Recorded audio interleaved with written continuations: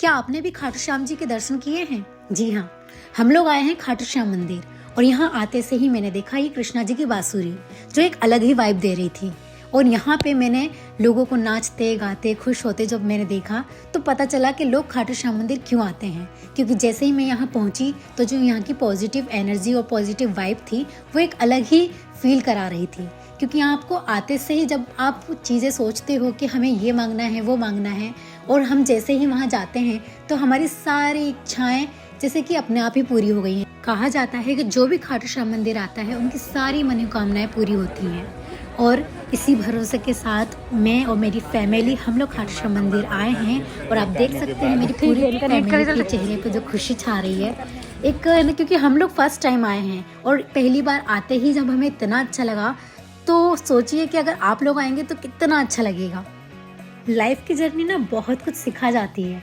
जैसे कि मुझे हम जिस चीज़ की वजह से आते हैं, जिस कारण से आते हैं, वो कारण ही कहीं ना कहीं पीछे छूट जाते हैं। और जब हम कहीं जाते हैं ना तो हमें कुछ चाहने की, कुछ पाने की, कुछ मांगने की सारी इच्छाएं अपने आप खत्म हो जाती है। तो कुछ रह जाता है तो वो है एक पॉजिटिव एनर्जी। जी, अगर लाइफ में खुश रहना है ना तो हमेशा सिर्फ पॉजिटिव सोचो, कभी किसी का बुरा ना सोचो और अच्छा करो। तो रास्ते में चलते चलते हमने काफ़ी सारी शॉप्स देखी जो कि आरती पूजा के लिए काफ़ी सारी चीज़ें मिल रही थी और घर के डेकोरेशन के लिए भी काफ़ी अच्छी अच्छी चीज़ें थी।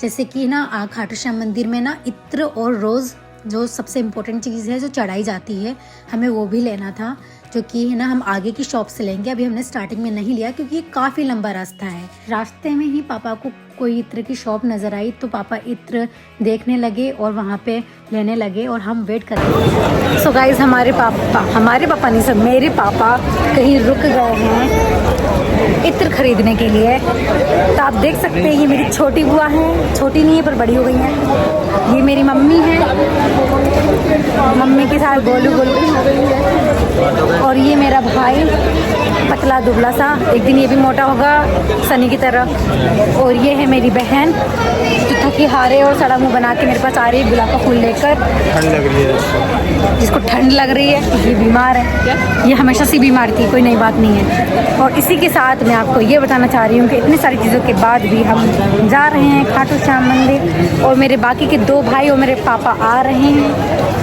तो आप देख सकते हैं उनको आते हुए। ये रहे बाकी के मर्द।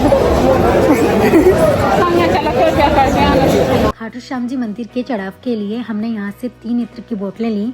इसके बाद हमने ये रोज़ लिया है और इसके अलावा हमने ये मयूर का पंख और हमने कुछ प्रसाद लिया खाटू श्याम जी को